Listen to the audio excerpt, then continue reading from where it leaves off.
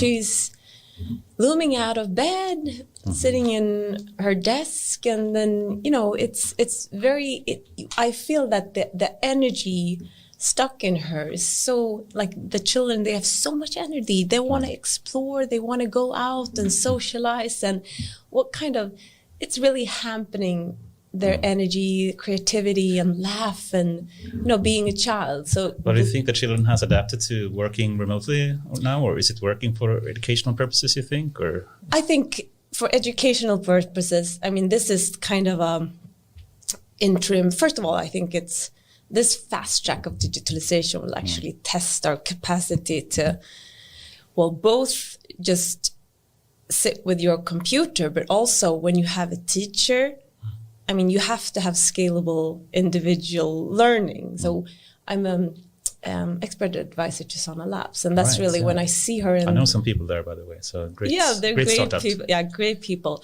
But I mean, now it's pushing their needs. So they will, of course, see that they were on their phones and see the frictionlessness and the tailorization, and so then they're just sitting in front of one teacher trying to handle 25 students with different needs. So it's one way pushing them to get more digitalized, but also the gap between the public service and what they experience in their own world with their friends. So and I think Sana Labs is a great topic. I think we should speak a bit more about that. We parked that. But my 14-year-old, so he is also now doing homeschooling, or whatever you want to call it.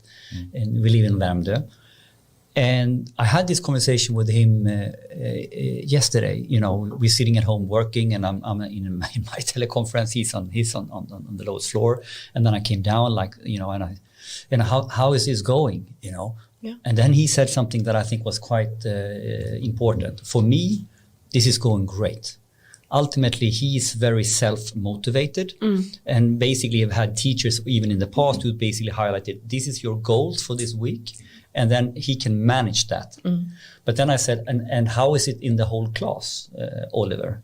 For me, it's great, but I'm not sure everybody can manage to stay focused or have the discipline to be accountable for their own learning, so to speak. So this whole accountability around learning, which I think you have to have on the child, it comes to the essence right now. So have you thought about that? If is your children, are they adapting well? Do they function well? Perfectly, always. All of them. But I think it's for some children it will be easier, and for some children they will have. Of course, but I would say they're impatient because they see as I said, the gap between what the digital environment they're in, socializing, and now they're. But I mean, it's what I thought about. It's two things, because research has shown that, you know, what we developed from history's beginning, like the censoring of just the reptile or our brain protecting ourselves and sensing fear or sensing who would be attacking me or not, or what kind of how can I fool you, or whatever sense we have inherited. So researchers that show that when you have a screen, your sensors have to work so much more because you can't really touch upon these nuances. So after these digital meetings, the research reports show that it's taking so much more energy. So maybe that's why she's fatigued. Maybe it's not only that she's just a child wanting to play soccer and be with her friends. It's all of the energy that goes to just being a human. Such an interesting topic. But before we proceed too long into that, let us welcome you here, Anna Felländer. Nice to be here.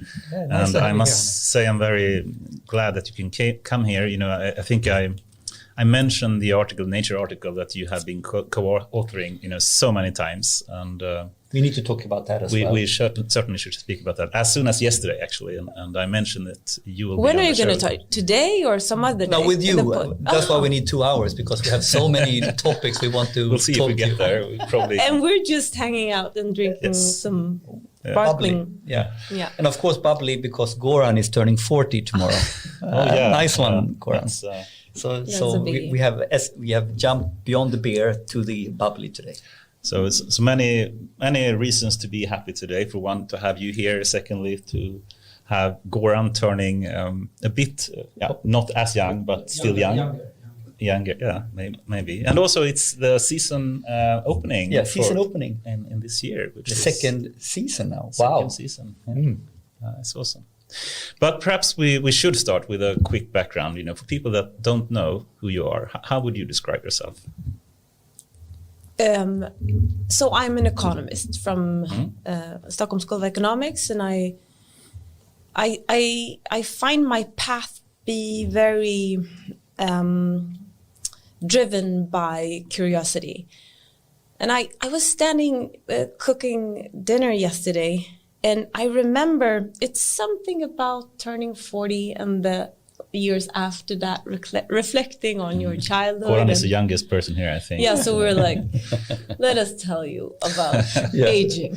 But what did you say before finally he can now life start, right? When you heard he turning 40. Exhaling. Anyway, so I was thinking about what, when girls are in teenage groups and they go out and party, and there was this girl being pretty annoyed at me because she was always she was annoyed because I always asked questions. It's like, what is it about you that makes you want to figure that out or know that? It was in a bad way. So I was like, but it's a stubbornness, because then being so old, I reflect on my career. There is a red thread. So Stockholm School of Economics, homogeneous. So I wanted to be in the border between politics and economy. So political economy, that's like, I found my topic. I studied in the US, found a passion for that. And then when I started the Ministry of Finance, I was actually put on task that made me detect where models and forecasting methods didn't capture things. So super early, I had like the lens of screening things for what was not seen behind the surface. And then the financial crisis burst. So I was sitting just before the crisis at what year was this approximately? 2007, 8, 9? Yeah. Yeah. No, it's 2008. 8, yeah. And we were sitting with the macroeconomic forecasting tools, and we were programming and using those different tools to help us forecast more. And there were not even intuitively someone saying that there's something wrong here. So then the bubble burst. And then... Let me just double check it. At this time, you were working in the Swedish Ministry of Finance, or? Yes. So I've been working there then for 8 years. Yep. And then I was sent because due to the tsunami and the way that the Swedish government handled crisis, they put the Crisis Management Coordination Office just below the Prime Minister, and that was Reinfeldt. I started the Ministry of Finance at Per Nuder. So no, sorry, Bosse Ringholm. And then Per Nuder, and then Anders Borg. Yeah. But anyway, they put the Crisis Management Coordination Office just straight under Reinfeldt's office. Right. And the financial crisis, so the crisis management, they didn't know how to handle like economic and financial crisis. So the TED spreads were unknown, whether that was indicating what. So it was a learning curve for them. Anyway, so I was at the Crisis Management Coordination Office and investigating and stress testing the Swedish bank in the Baltic states, because a devaluation would need actually that the Swedish bank would go bankrupt. But anyway, there was a security aspect of it. So when it comes to the analysis, it was from a security and geopolitical point of view, combined with the economic and the financial analysis. So I've been, there's two things that so far was in the red thread: finding what was not seen and being in the borderline of gray areas between two domains, yeah, finance and politics. Right, and then I was interested in the banks, because I worked for the Swedish government in 10 years, so I was curious at and I stress tested the banks. So the banks were kind of. And what do you mean stress testing? Can you just elaborate a bit more what that means? Oh, so that would be like, what if the currency would devaluate that much? What would that mean in terms of income and EBITDA, like all the financial terms? You stress test from what if unemployment for a government, what if employment would rise this much, and when the income rates, I guess, stress different scenarios to see if the balance sheet holds. Right. And you had like simulations of that, or did you actually interact with the banks directly in some way, or how did you do the stress test? The stress test, that is Finansinspektionen. Yeah.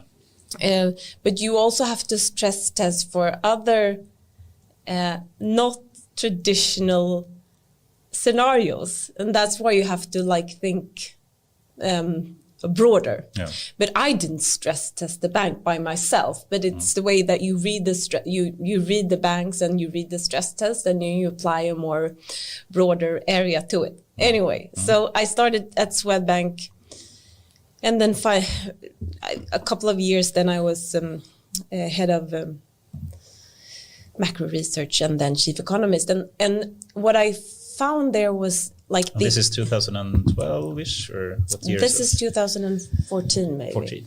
And then so working at having the position, I was really privileged. That was Mickey Wolf and his team seeing the importance of broadening the bank's macro analysis. So So when you're at a bank, I was sitting at the trading floor, and then you have all these men using the analyst. Did you say men deliberately, saying it's not women there, or what do you mean? No, it's very male dominated. Yeah. And so you would have the traders with client accounts, bringing some of the analysts to them to make them want to somehow invest or buy or trade. And then the only thing that the analysts were giving the clients were the cyclical movements. Right. Periodical trends in some way. Yeah. Yeah. And then what I realized that there's something happening under the surface. So there's structural changes.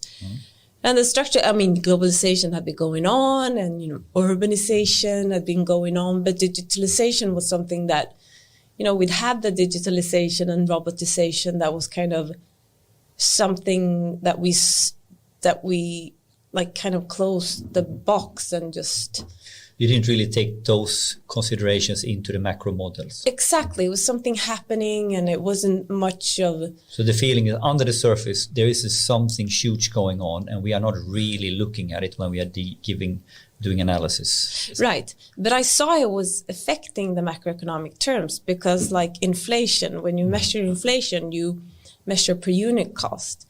And the way that Spotify did their business model is subscription. So you didn't capture productivity, and you didn't capture the price pressure downwards. So all of a sudden, with new business models that are not captured in the old models because it's a subscription model, under the surface there's something else going on. Right. So, but that was just an example, and I did a productivity, because I said, well, if we don't measure productivity the way we should, then we're not handling the monitoring, especially or the fiscal policy in the right way. So we kind of create a lot of inequalities in macroeconomic terms. So I really did the unconventional thing with just being close to the startup scene and being early advisor to the government in these issues, but also engaging in research, because that was the only, like, I didn't get the research team were on the cyclical. So I stood there and I just, there was so much fun going on and I wanted to so I reached out to the academy or the universities, and that it was really fun to be in all of these different buckets, like government policy, startups, even the bank was transforming also with new regulation and partnership and being innovative in a really silos environment and testing that out. And then the large company trying to not be a commodity provider by the end of the day, having, large loans on their balance sheet. Am I boring you? No, I'm thinking about the next topic, so that's why I'm very eager to interrupt you. I mean, you have to tell me if I'm boring you. If this was like a social event, which is it, you could be like, I just need to go to the restrooms. I'll see you. But now you're stuck Certainly with me. not, because I'm biting my tongue not to interrupt you. That's why. But that's great. I'm writing it up so I can bring it up later. Can I just Yes, close my red please. thread in my career so we can start talking about the things you want to talk about? But then, so that's like the thing that I wanted to measure what was not measured. And I wanted to see what was not captured with traditional tools and methods. Yeah.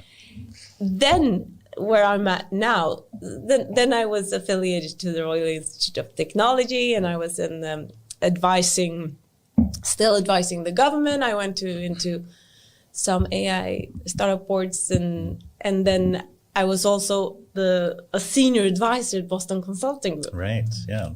That's an interesting group to speak about. That's so interesting because, like, it's funny how you would drive the AI ethics in a consultancy firm. But what's the connection now? Because you work with this, and how do you now make the connection from the bank and this red thread to how did you get into AI, and how do you get AI into? Perfect. Why do you start this? Yeah, because it was something that I was like again halting. Like the coin of AI, when you just do the tech side of the coin and you kind of rush into seductive profits. It's like the trade-off between accuracy and explainability. So it's just the corridors. And this is, I want to talk about an anecdote, yeah. Anecdote, but it's so important to me because this is where, like, that's crazy where I get some energy, because I have this affiliation at KTH. I know that the AI ethic topics I read about it and I studied it, and I had this feeling that, because my affiliation was, I think I was the first macroeconomist at KTH. So I was kind of questions because my and which part of KTH was that? So it was Matti Carli, so industrial economy, but I was very close to Danicha's group. So Danicha really, she really included me in her group. So with that group, I kind of tested my developed pitfalls. So I said, hey, this is where you guys think there's bias, there's machine bias and data bias.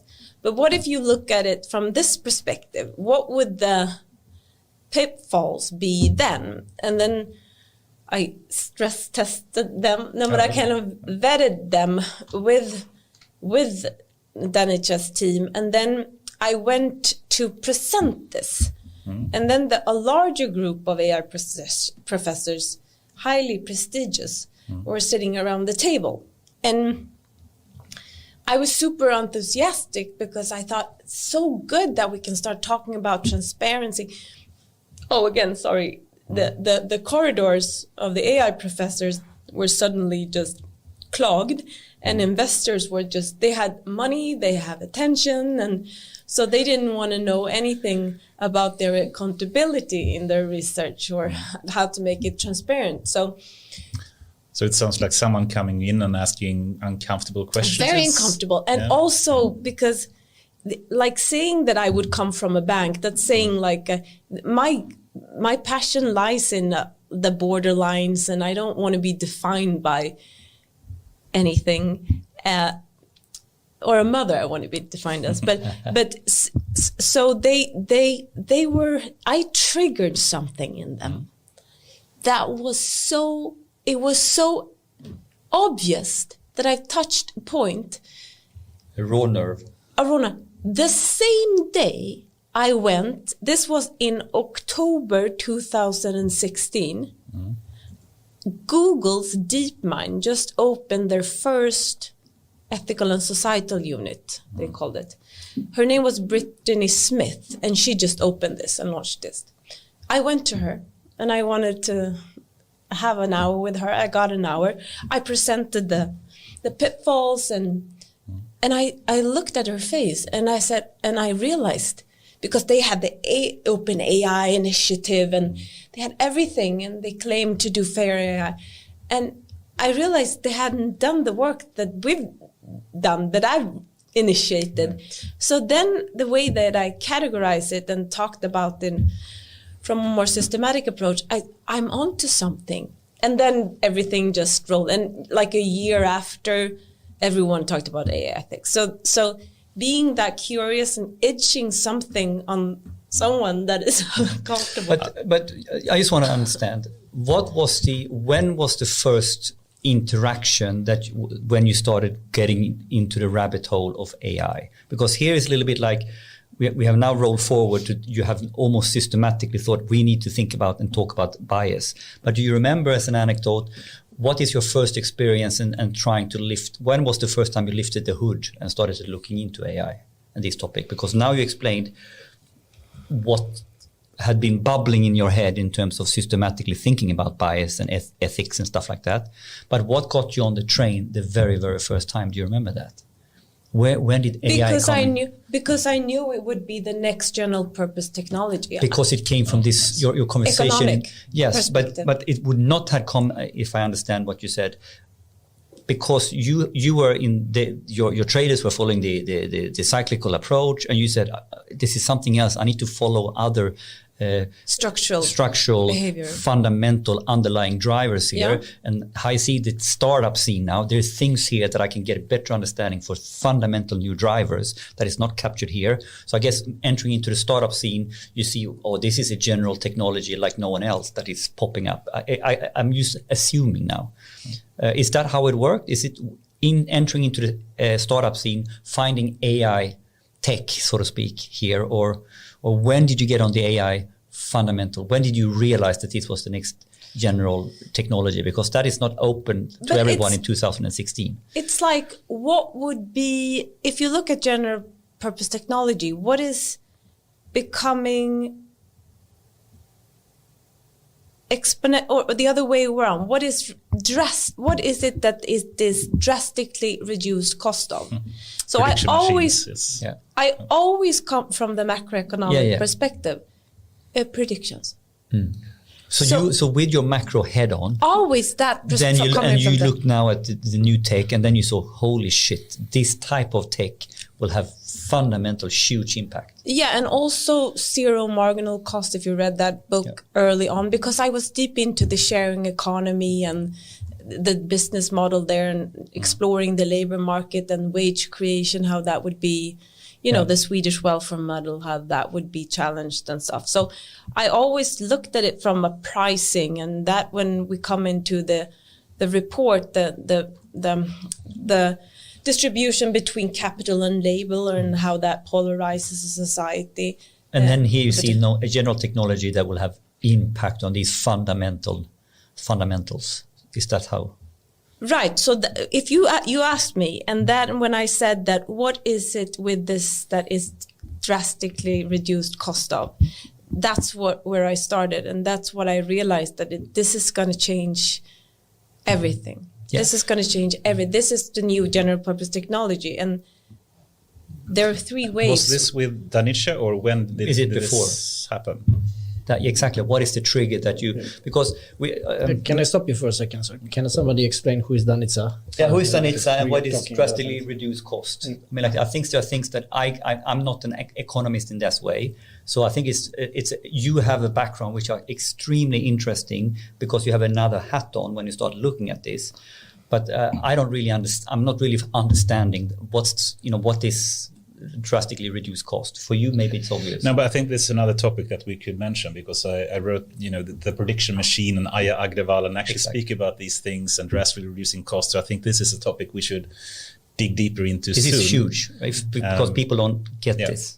We need to explain what this means, but I think we can do that shortly. But just to answer your question, who is Danica? Do you want to take it, or should I give a quick intro? Danica Kragic, she's an AI professor at Everyone knows her, right? She's a star. I know who is Danica.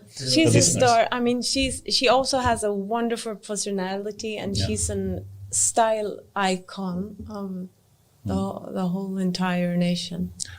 I think she's one of the senior top professors in KTH. Yeah, she's actually one of the top researchers in Sweden, I would say. Yeah. And what is her field? AI robotics. Yeah, perhaps more robotics. Robotics. Yeah. But you know what you have to, when being in this, being in coming to academia, there's a lot of. So I'm going to step on someone's toes now. Please do. There's a lot of prestige, and Danica is the most brilliant and has no prestige. So she's like fearless. She doesn't care. That's why she's so brilliant. That's like turning 40. Now you don't need to care anymore. You lose all your prestige now. But she's so brilliant, and she doesn't want to play the game of the protectionist culture at university. I know one is listeing right, so I'm lucky you're lucky alone. There's no one listening. That's good. No, but she is a remarkable woman and professor. Yeah, for sure. But we can park it. But I think this whole dimension of reduction of cost, which is actually quite pivotal, fundamental understanding, is something that.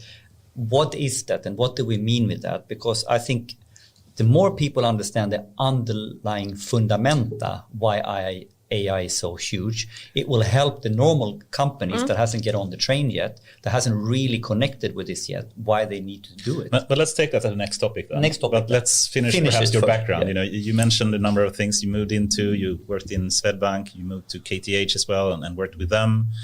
And let's not move perhaps fully into the AI sustainability part. We can take that as a separate topic as well. How that got started and why. Anything else that you like to bring up except those things before we proceed perhaps to the next topic? About my background? Yeah, your background. Something that you're missing. That's shaping you. What has shaped you, sort of thing? Yeah, like a magnet to what is maybe uncomfortable, because I try to be in situations where outside my comfort zone, and that's why would I do that? It's like I've never been in a laid back exhaling position, so I kind of seek for where it's like awesome. I like that. You want the rush. This is like a coach session. Cool. You can move it as long as you want to sit back. So just, cool. Let's move into. We were speaking about the prediction machine now and the reduction of cost and everything, and I think it's natural to just talk a bit more about that, if it's okay with you. And I can just give a bit about my background and when I speak about this topic, because I do that a lot and I use that as like an introduction on why AI will have as big impact on society as it will. And I'm not an economist, but you are. And I try to portray a role of understanding economy, but I don't. But that makes it extra interesting for me to ask you what your view is about his book, AIAW, The Prediction Machine, and what he says. So let me give a bit of an intro, what I usually say, and please let me know what how horribly wrong I am, and what's the correct view of doing this. And when there is this book called The Prediction Machine by this person called AIAW, and I think he's a professor originally in an economy, but I think these days he calls himself a professor in AI.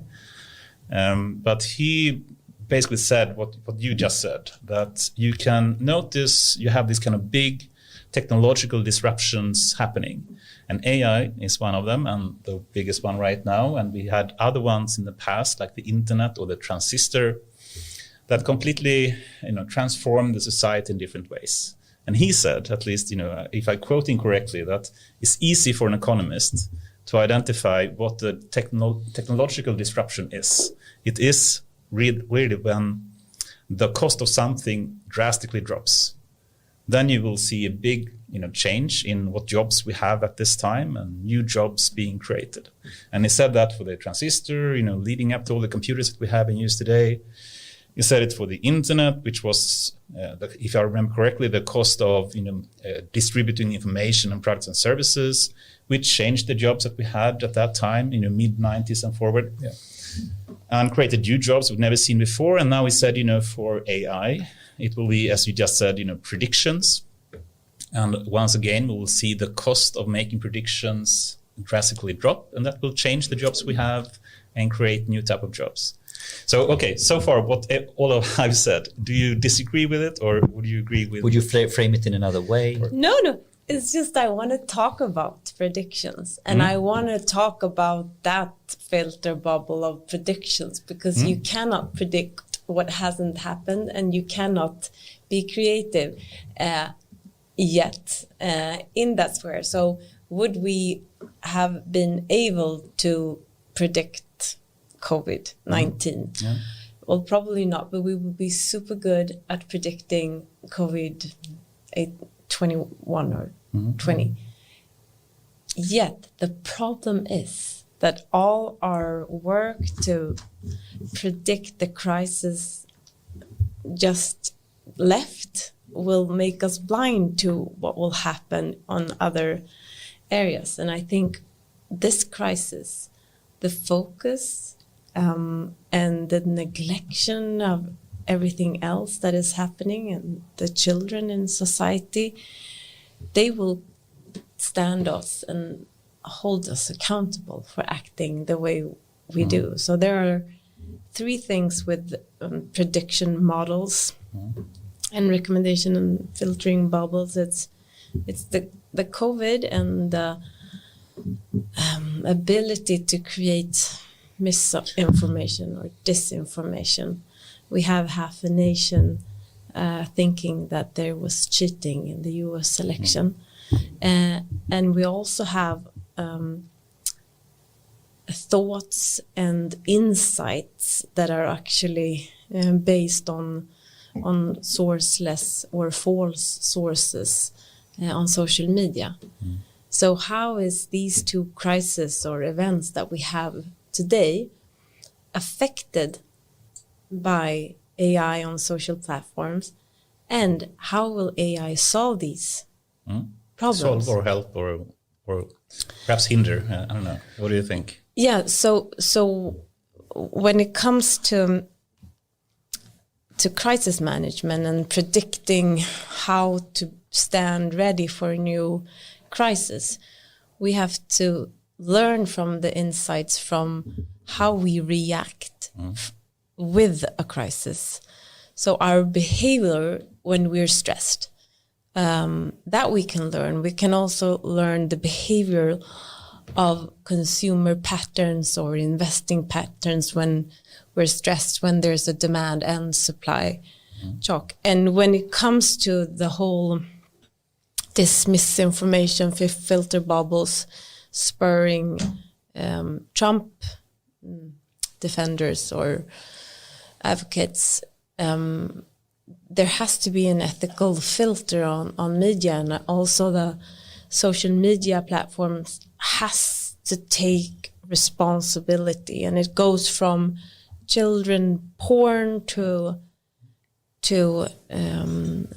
CNN news. It goes all the way. How can we assure that someone is standing accountable? So it's not a wild west. It is something that we can steer and say, we can use AI for this, and we can not use AI for that. And if you have the platform and the data and the algorithms within your universe, you have the accountability to do it fair. Otherwise, you will be standard accountable in court. So the same time, so we're actually initiating a project with the Gender Equality Agency in Sweden, and coming just from a meeting with them, the time that you detect misfunction when it comes to fairness, you are awake. And once awake, you can change it in the positive directions. Once we, as both business leaders, researchers, realize that we have the power to do the good things and to actually amplify the work for achieving gender equal goals, that will empower us.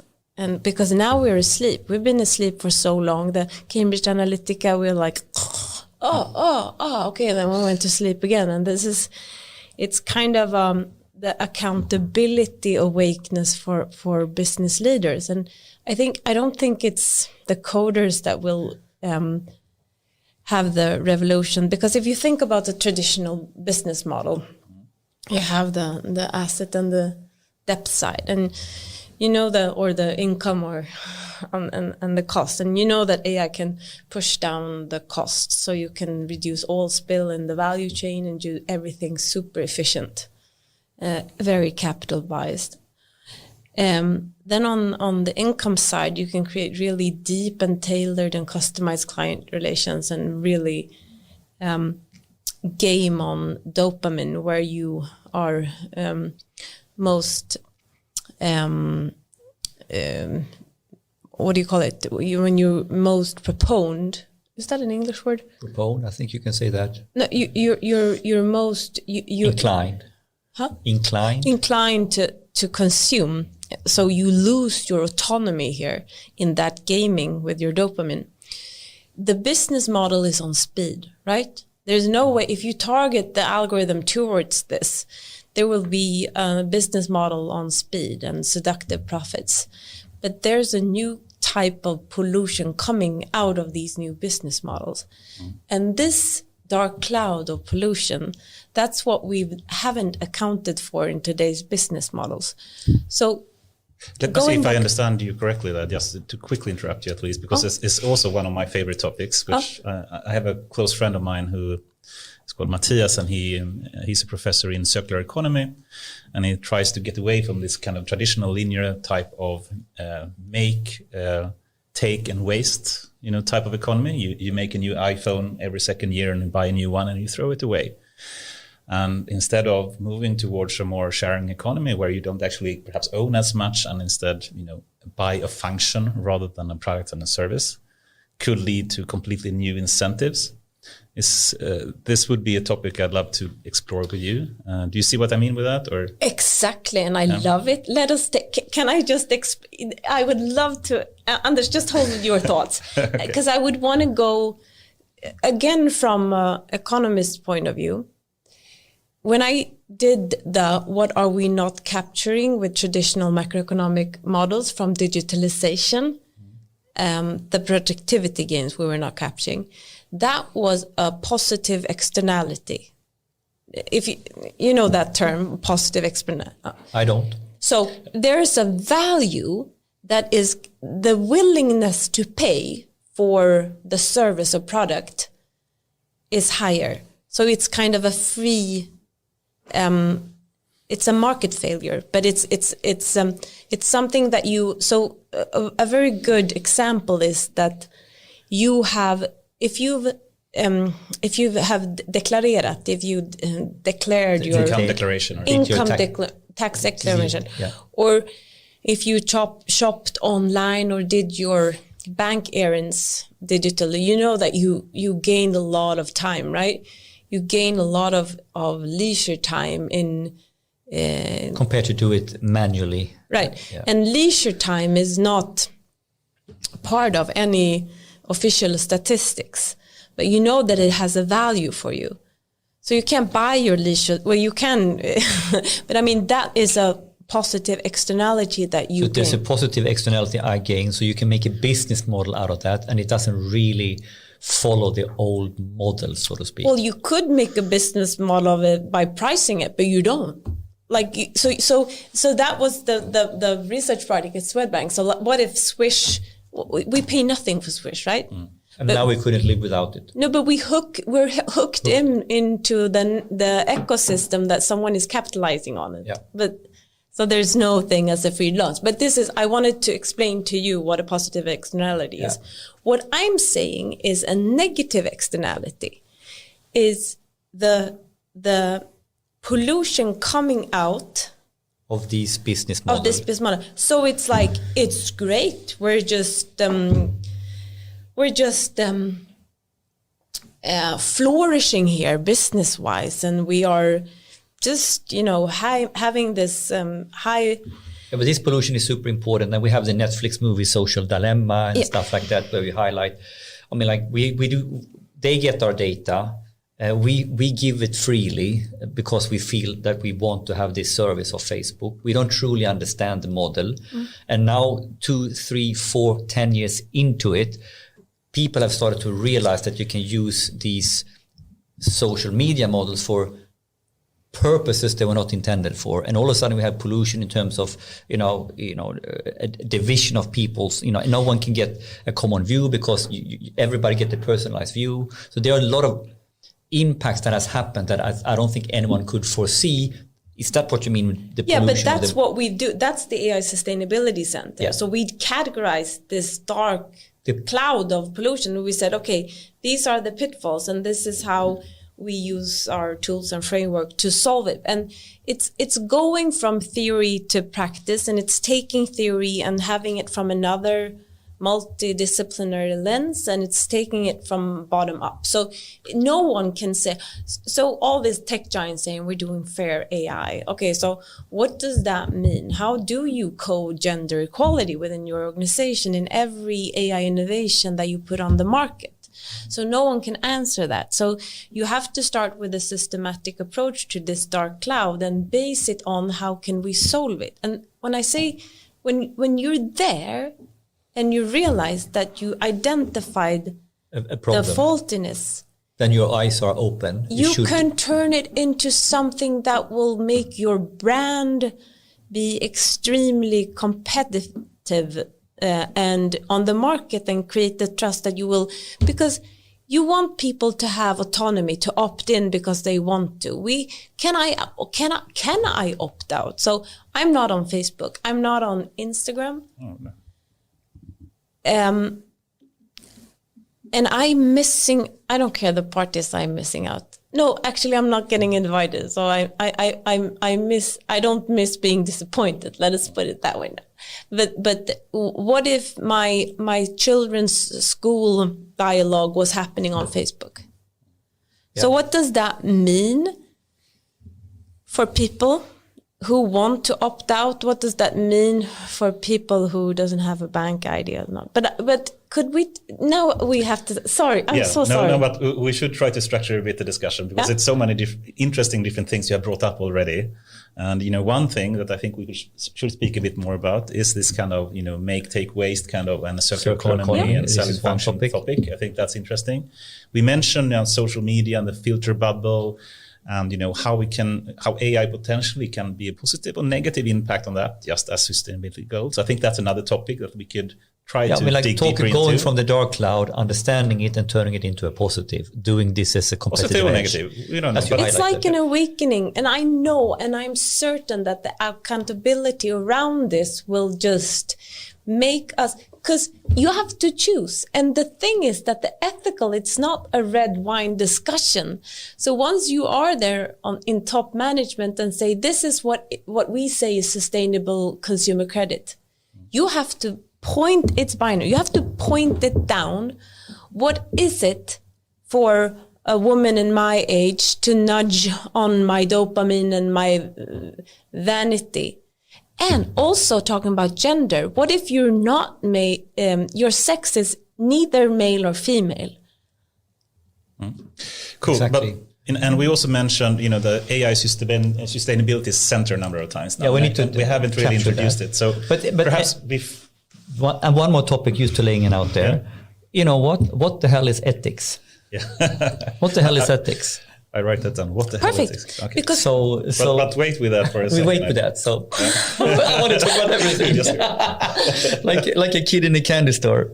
10 minutes each.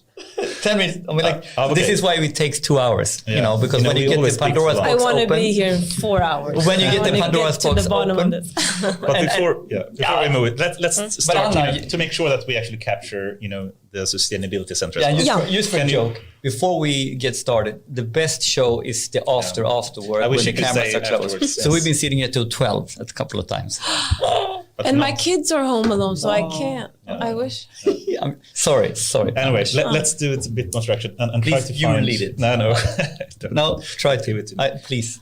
Anna, what is the AI Sustainability Center? Why did it get started and how did you do it? AI Sustainability Center, it's ensuring that we embrace AI and create AI innovations that human can trust. Invention that human can trust. Awesome. Okay, going back, I can't help taking this macroeconomic filter. At this time, we are dependent on innovations for productivity growth. Yes. Right? Indeed. So we draw on the fruit of the old businesses, the dinosaurs. Now we need to go first principles and reinvent our businesses. So what will be the ingredients in all the innovations? AI, right? Data-driven technologies and AI.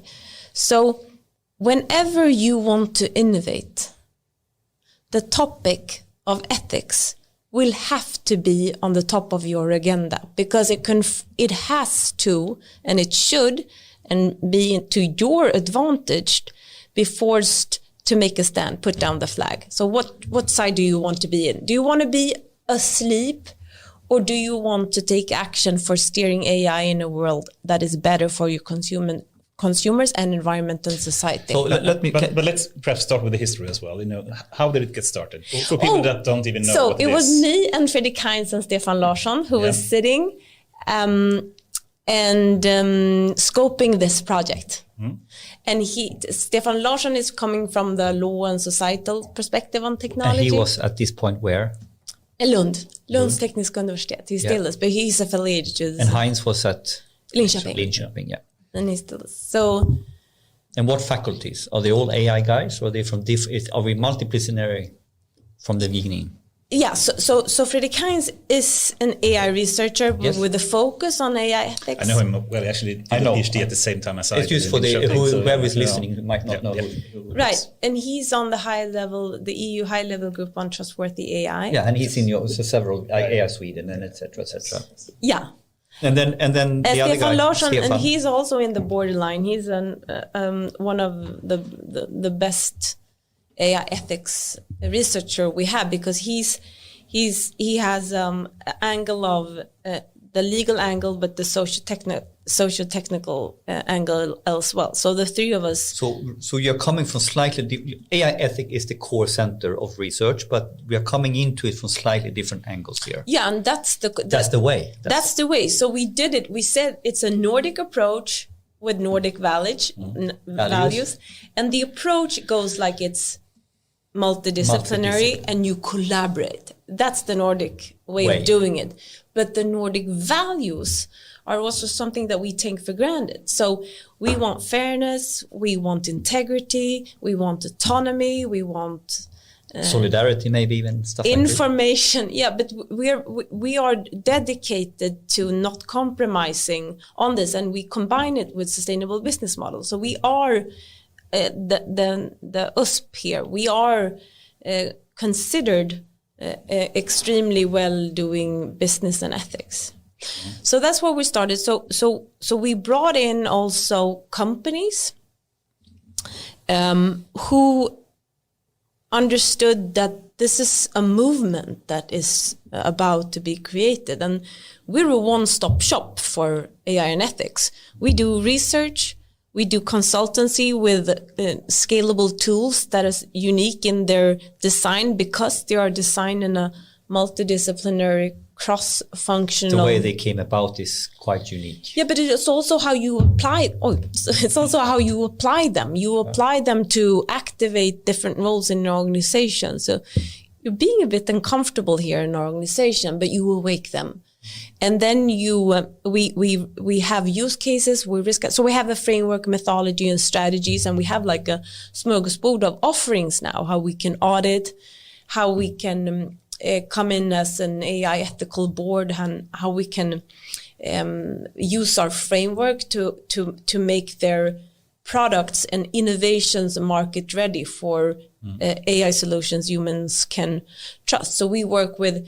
So sometimes it's like you come into different perspective. The best sell-in is that you work with a CEO, because this person he or she will be accountable, and the CEOs that really understand this has a way of letting us come into an organization with a mandate to actually engage everyone. And then sometimes we engage with the marketing and communication management, because he or she knows that when something happens, when the shit hits the fan, it will be on hurt my brand. Yes. And then we have the legal, and that's why you talked about what is ethics. And I mean, everything in every law, every regulation starts with an ethical approach, and it's the borderline between ethics. And in this point, we focus on the borderline between GDPR and ethics, and how they interact, and how you can find this space of comfortability with your own values in this. And then we have the tech people are the ones that are in the large organizations are the ones that sometimes say, no, we got this. And then it's like, yeah, you got it from your perspective, right? You know when you need to be transparent at your desires on what you want. And once you scale, you can't have the view over it. So sometimes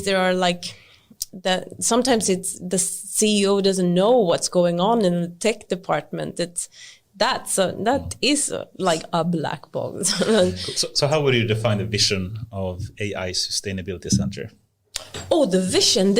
We're going to be a world-leading hub for AI ethics and tools for organizations to realize that they are steering AI and not the other way around.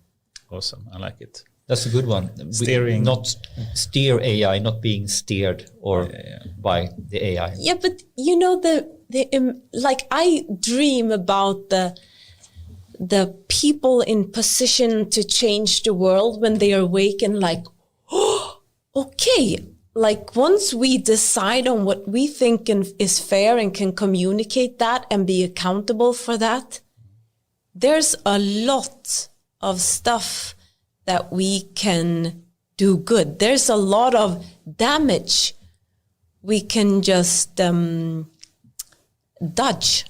And to use the allegory of the cave from Plato, enlightenment, who has walked out of the cave and seen the light.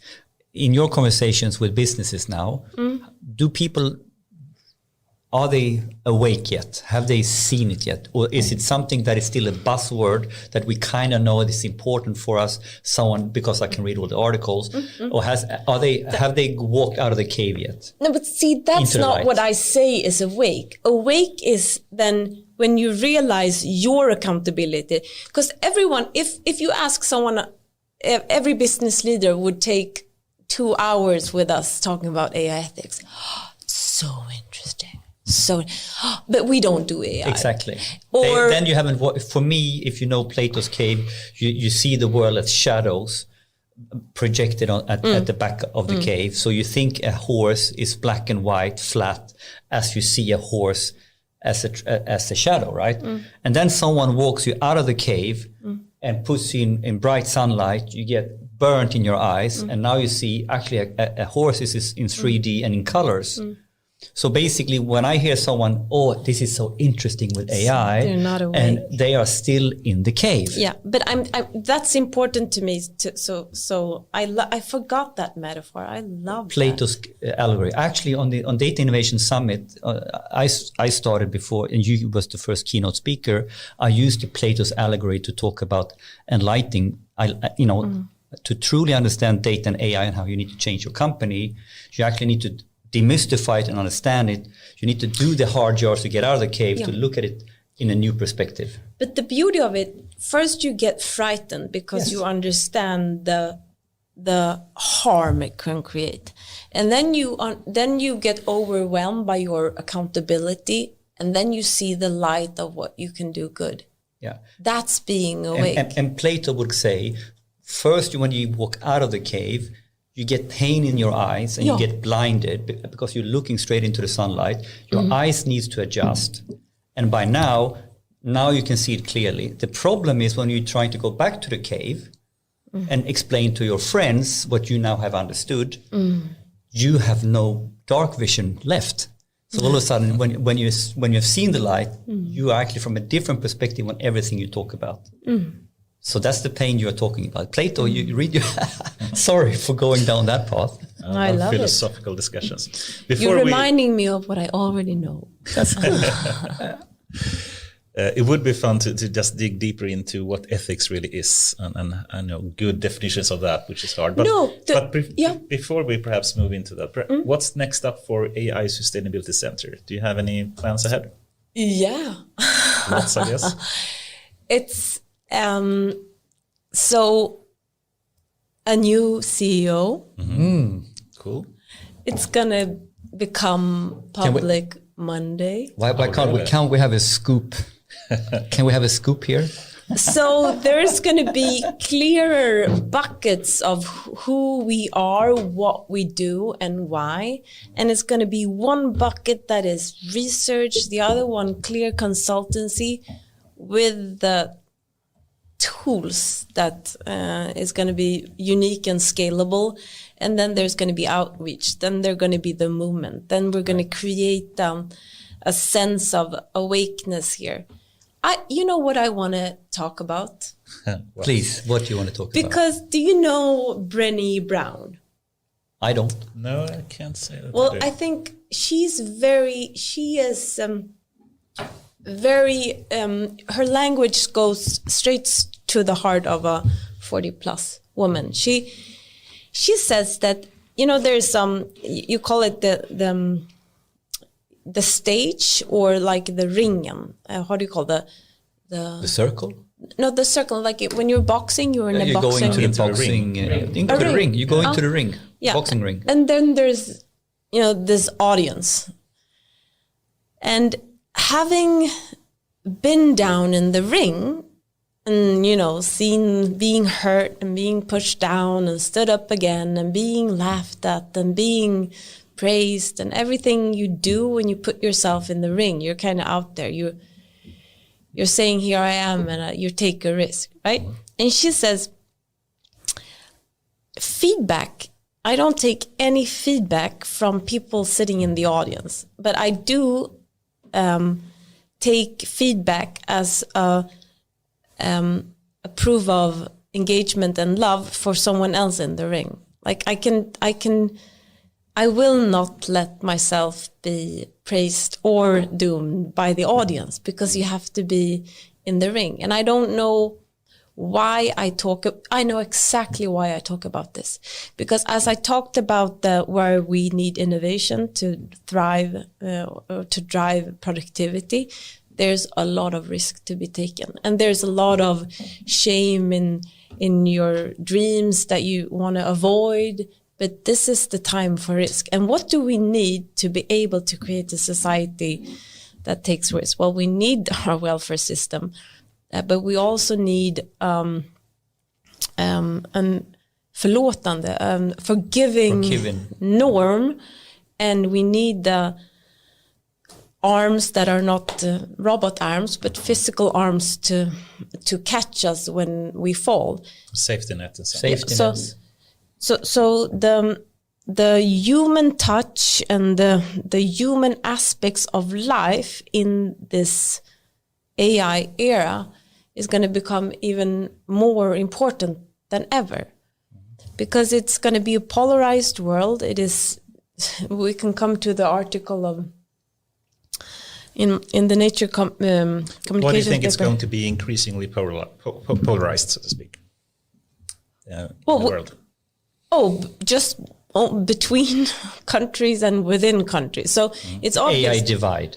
Is that what you're talking about? Yeah, because it's the human. So again, the divide between capital and labor. So you say that AI and machines, that everything is easy to predict in as a component of a skill of a job task is going to be subsidized. That's a no-leaning point. But the things that we don't, that will be priced extremely higher. So again, I wanna. You asked when I came in here, you said, can we talk about something you thought of today? And today I thought about the mix between the fiscal and the monetary policy in this corona crisis, and what's going to happen afterwards. And we talked about afterwards what we're going to think about when we were focusing on elderly and kind of neglected the young people and other persons that with needs. But also how we manage this crisis, because with the risks, if you take risk today, you're kind of punished, right? Economically wise. But in this pandemic, you're punished twice by taking risk and being an entrepreneur. So the financial markets are they're very influenced by monetary policy, saying every central bank in the world say we're going to intervene on the fiscal markets for how long it needs and with so much it needs. So that pushes the cost for money down. So that makes it very preferable to own real estate and to own stocks. Yeah, and money is also very cheap. So the people that own stuff is going to be richer. The people that don't own stuff, but one good thing is also, so the interest rates, they're pushed down, and that makes the house bubble crash not occurring at this moment. So then we have the other part. That's the fiscal policy. So that's the government interventions. So they say, we're going to actually intervene here. This is a crisis package. So the dinosaurs, such as that doesn't create as much as we need for productivity. I said that innovation and risk is what we need to spur productivity. They get a lot of packages. So we're upholding businesses that maybe is in a natural environments are fading out, but we're missing entrepreneurs by saying that the support for the people that you temporarily lay off, it's actually not being paid out in time. It's a administrative process. So the ones that are taking risks are punished. But this is twice. This is huge because right now, in order to get any out of these fiscal interventions, you kind of need to be one of the big, heavy industries in Sweden where you have a certain profile of assets and a lot of staff, a quite analog business model. And in order to, the way it's been set up, you can then do this time layoff and all that kind of stuff. And you need to be of a quite huge size in order to be able to operate and manage this. Whilst what is really going to drive Sweden forward, the entrepreneurs, the innovators. The ones taking risks. The ones taking risks. There is no package. There's no package. I have to disagree with all of you there because I believe that Sweden has done quite good with this. I'm a small entrepreneur. Yeah, how much package did you be able to? We talked about this off camera. They were very fast in creating packages for small companies. So now, if you have Enskilda Bolag, did you take one? Warren? No, Why not? You are in the most hurt. You're in one of the most hurt industries. The event industry, if any, should. No, but we were packages. lucky last year. We were being very lucky to survive. So there are many other companies that wouldn't, and I think that the package came in May already. So I think that if we are talking about from entrepreneur side, I think that I slightly disagree on this. I think that we reacted quite quickly, but you're right when it comes to by June last year there were around 17,000 unemployed people that were working in the hotel and event branch that went out, and these people. Akasa was working for them and etc. So yes, they have been punished twice, but I believe that the government still reacted quite quickly. I have to say. I have to defend it because I disagree with you here because I see. I disagree so much with you. Good. Finally, we get something. because for me, working in a large corporation. On a daily basis, it was a given that they needed to work with these fiscal policies because it's a good management opportunity. You need to take it.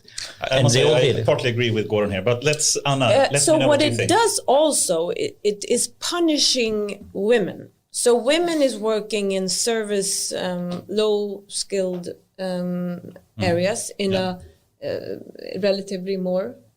Degree than men. So when women are the poor and women are being punished. Yeah. And so gender inequality here, who is getting hurt the most, so to speak, in this crisis, for sure. Yeah, that I think we can agree with. And what is the problem? Is the way the packages has been made out, because I actually agree with you, Anna, that I think it is helping old business models, and it works because we understood old business models, so we could shape a package because we understood this. We don't understand the new stuff, so we don't know how to shape a package that works for an entrepreneur. That's how I understand the problem. But they want to, but they don't have the know-how. If I'm nice. Or why wouldn't we try to help our entrepreneurs? So what's happening? They get it. If you look at indicators, you would say, okay, so there's a growing service industry in Sweden, and we see that, like people that own stock or own their real estate, well, they have a good time now. They're not that affected by the crisis. They still have the job. Their house is increasing in value, and the stock market's ticking up. Money is cheap, so people keep buying houses. Again, since I worked at the Ministry of Finance and I looked at all of these indicators, I know that would signal a forecast that says it's okay. So when it's more alarming, and when you actually go deeper behind the surface, you see that this is increasing. The way the mix between fiscal and monetary policy is hurting the less educated and the ones that are not owning and are in low skilled service sectors. So would you argue that? And amorteringskravet, it's another way of just serving that everyone. It's not first it was only for the unemployed. No, everyone should get it. I don't want to be political here, but what I know is that we have to have a welfare system that is protecting people taking risks. And I mean, when I was asked or interviewed about the sharing economy, and in Sweden, Sweden is a great country. We are. I mean, people complaining. Well, where else would you want to live than in Sweden? But the welfare system and how the gig economy is exploding, and how they're actually under the lowest wage, and how they are evaluated on every task they do. And that's, for me, working in different parts of like startup, big companies, university, and then the government. It's like, welcome to entrepreneurship. You're being evaluated every single minute, and you're taking risks.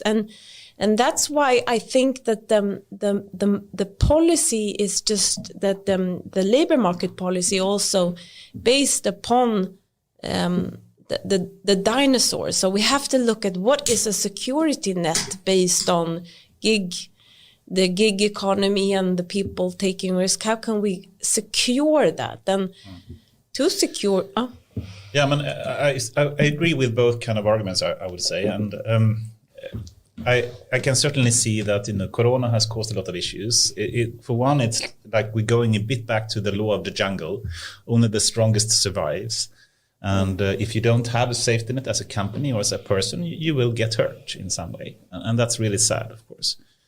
But on the other hand, you can also watch, if you would view more on an AI point of view, Corona has forced digitalization to a degree we've never seen in the past. Right? Love it. It's fast tracking. But then the risks we're more exposed to the ethical risks then.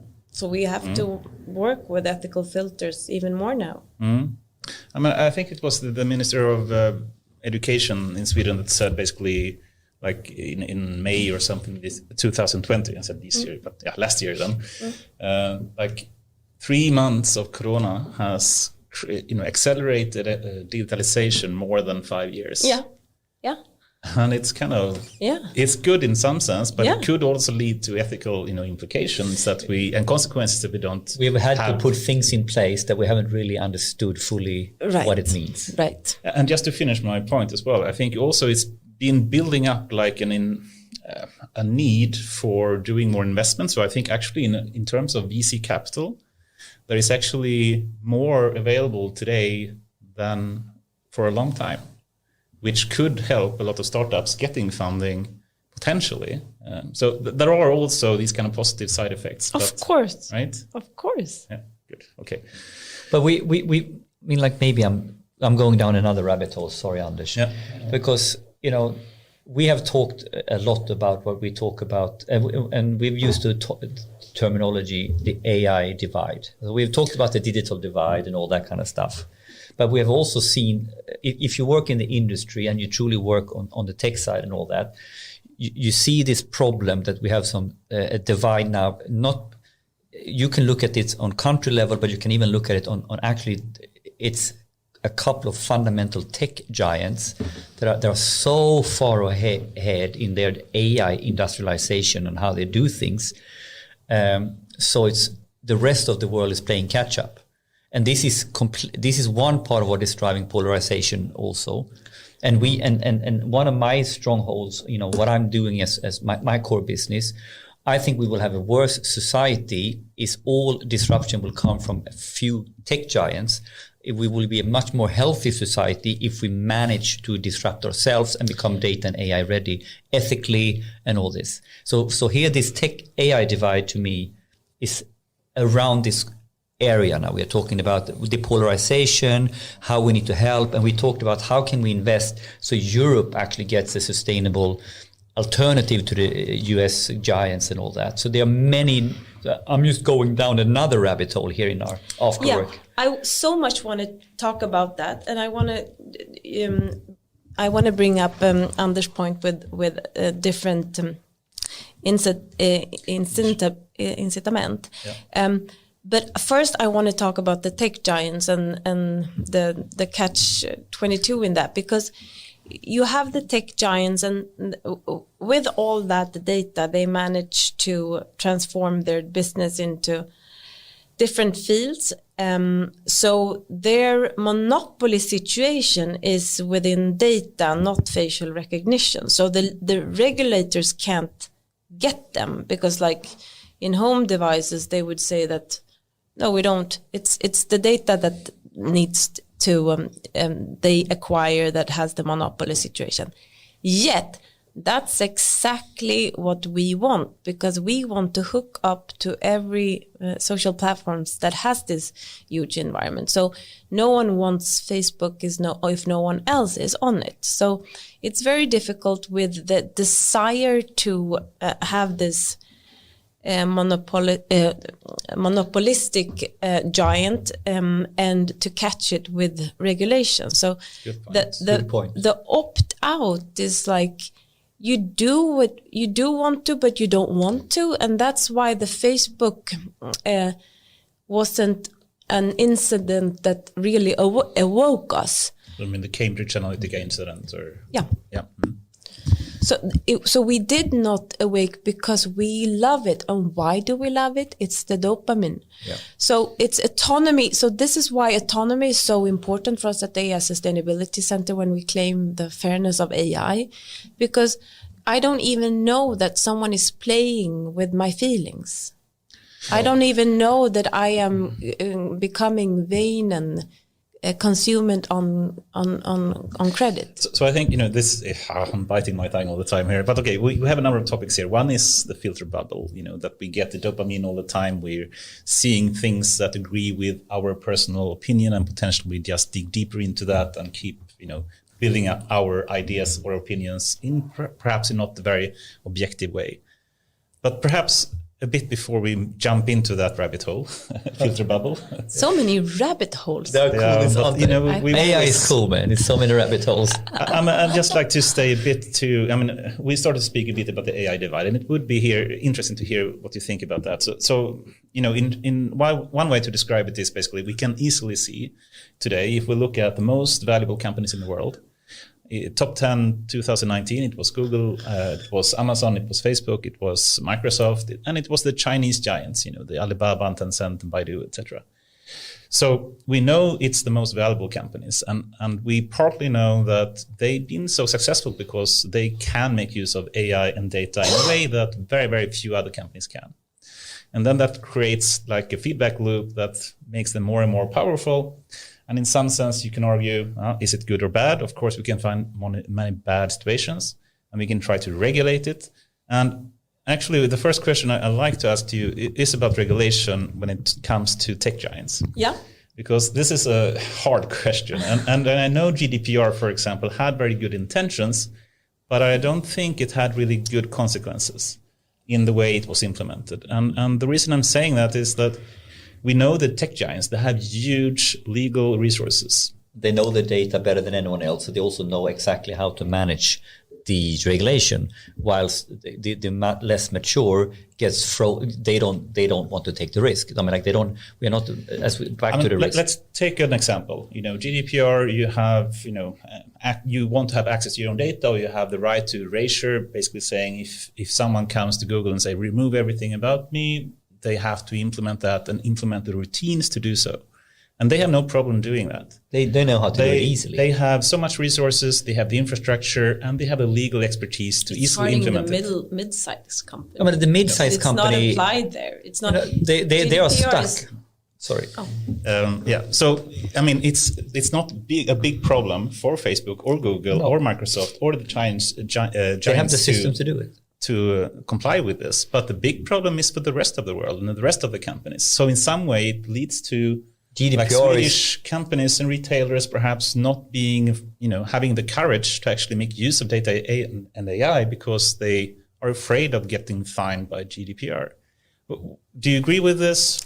Or? Yeah, so it's like a pendulum, because you need to have too much. You have to, the regulators clearly force GDPR too early with the wrong consequences. But you have to regulate so you don't hamper innovation, but you have to reduce harm and keep. GDPR was for the EU politicians to keep the integrity of the EU citizens and punishing the tech giants. Because if you think about it, but it didn't work, did it? But then, like, what should we do when they mine our commodities, like the people, and they get the profits, so them getting profit is not a negative thing in itself, is it? So what I'm saying is, I'm an EU politician now. I'm trying to find out the way that their mind works. So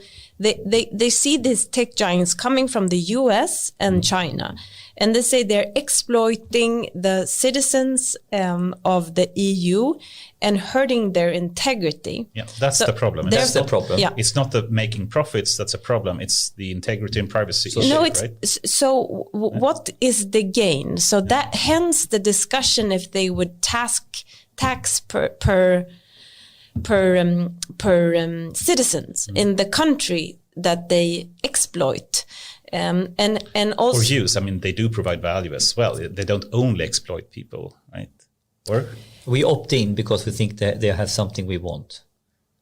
We are drugged on the dopamine, and we are drugged on, this is where you need to meet your friends. But tell me what I'm missing. I'm not on Instagram and I'm not on Facebook. Tell me what I'm missing.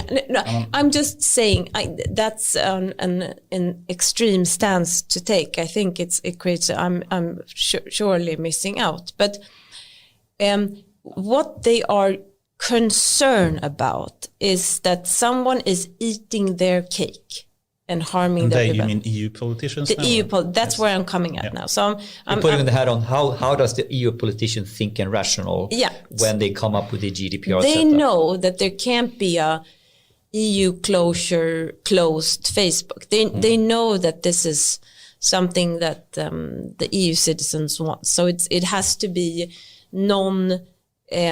restrictive for EU citizens, right? So what GDPR is hurting is also some kind of small companies, right? Entrepreneurs find it somehow like hurdlesome to comply, whereas you said the tech giants, they can afford it. But if you look at GDPR and you would look at it from an ethical perspective, it's like the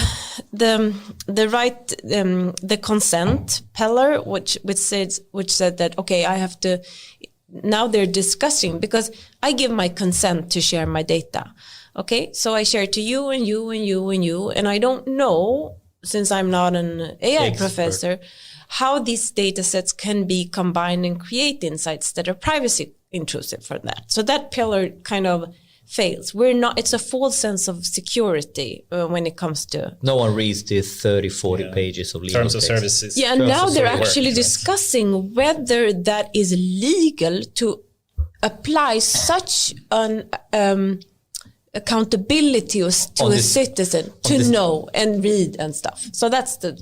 Yeah, because they are exploiting that we kind of want this, and we love to have our friends on Facebook. So we are putting a blind eye. We are not getting enlightened enough to understand fully what the game is all about. But we don't even put in a blind eye. I couldn't grasp what kind of insights that could be privacy intrusive for me. So even if I would be interested in reading all these documents, that's what's discussed on the EU point level is now. The normal citizen reading these documents, and it's been clear in the conversations with the Senate in the US or with the EU, the people who are the lawmakers and regulators, they don't grasp what how the model really works. Even no one does. Right. They do, of course, the tech giants. Right. Then we have the right for to be forgotten. You can't forget me, because algorithms has been trained on my data already. So you can't forget me. And when it comes to like the blockchain, you can't be forgotten on the blockchain, and that's a tricky one. But then it's the right for portability, and the trace I leave can't be forgotten. And then you have the right for explainability, algorithm transparency. So GDPR intention is good, but you have now basically highlighted a couple of key different dimensions why its execution on it on the tech giants will never work. I mean, like, how can they remove you from the algorithm? They can't. They can't. So, and also when it comes to the right for explainability, what is algorithm transparency? Is it the source code? Here you go. Like, on what level can you explain to me so that I understand? And it's also who can demand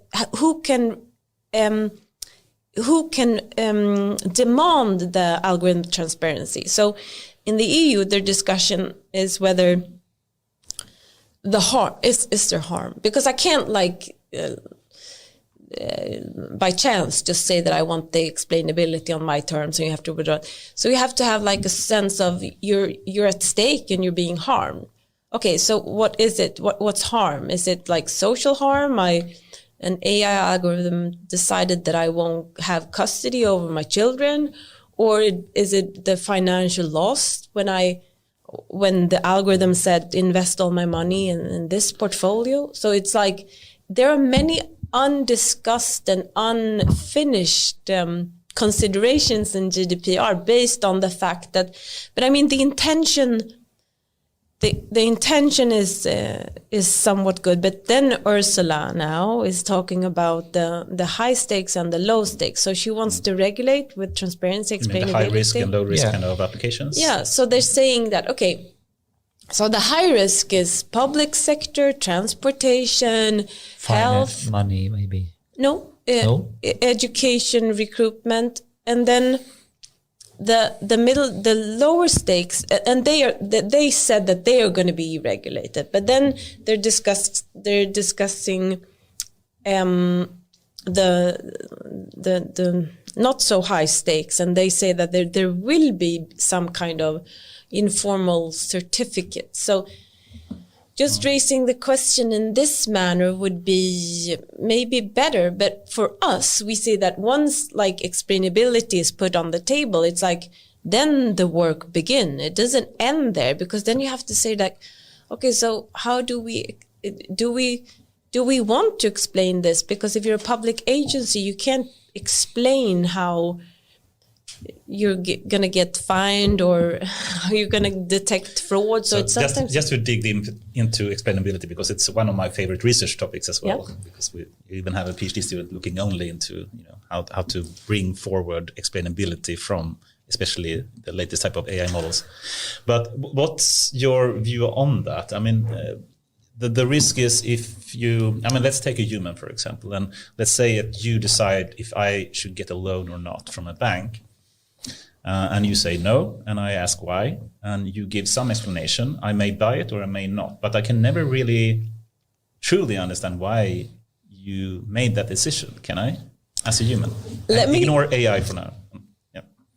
Let me just give you a deeper aspect of that, because if you say that this data was the main reason for the decision of the algorithm, and then I go, how sure was the algorithm? Was it like twist my arm, or was it like binary?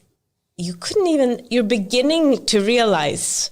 I think some technical AI techniques are getting there, but can you, as a human, if you just talk about humans, I mean, if you were as a human sitting at Swedbank and you were deciding if I should get a loan or not, and you decide no, and then I come to you and ask why, and you say something, how can I trust that? How do I know if it's like close to 0, 1, or on the edge, so to speak? So how this works, because we work with the Swedish Employment Agency, and they do profiling.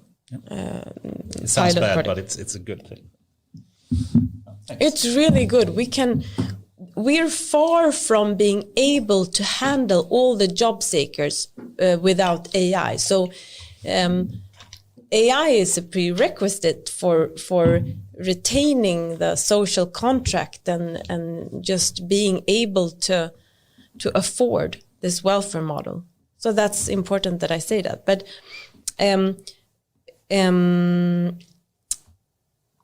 so comparing a use case worker or a desk officer at Swedbank, and the checklist that they have under the corner and then their human bias in combination. And then we have the AI model and the interaction with the use caser or the loan taker in understanding and adopting what status this is. Okay, you get a no. Okay, why? And is there a human in the loop here? Can I complain over this? Has someone interacted with this and put on an intuitively or experience-based human touch? Like there's so many questions. So let me ask a controversial question then. Let's say that you put humans out of the loop for the decision of giving a loan. But let's assume you had a really high, well-working explainability functionality of that algorithm. Yeah. Do you think at some point in the future, potentially an AI-based loan decision maker would be more trustworthy than a human? Yes, of course. I believe that AI as an explainability with an AI will become as we to make us secure with it. So I'm certain in that. But then I want to take this now. I'm in the scenery of a bank. So let me tell you. So I come in now. We twist the roles. So you are the banker, and let us say I come in with my sneakers smelling bad, and I want a loan, and there's some criteria. I don't know. There's only my list of if I have any dots in the register. No, I don't. So, but this is your bank account. It's 0, nothing there. No, we have those checking points, and the checking points say that there are 4 criteria that we check. And then there is this intuitive touch on it, and they say no. And then I say, let me come back to you and let me have you use my AI model, and you can apply it to every data leakage, and you can take all my data from me, my family, like everything you can get, and I will assure you that I have that I'm good, I'm compliant, I'm credit worthy. It's just that these 4 checks that you use now have in your rule-based analog approach, I didn't score so well. But in reality, I have a shitload of money, but it doesn't sit in Sweden. It sits something, it can be. Or my behavior, even though the intuitively, like I smell bad, but my behavior is like I'm super strict on my finances. Yeah. So it comes out, it's like, no, actually, your AI model was brilliant. Now we want to give you this loan application is accepted. The thing is now that you have my data and you track me and you hinder me and you game me, and I'm suddenly yours. Where do we want to be?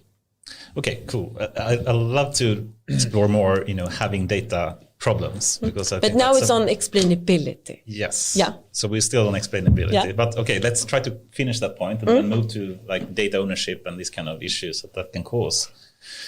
But okay, if I understand you correctly, we for one need to have like a generic kind of decision-making process that can take other things than a checklist into account, to have like a really trustworthy and hopefully like a system you can reason with to make that system become trustworthy in some way. Is that what you're saying in some way? I think that the explainability models within AI with enough focus will create a communicative, explorable, and more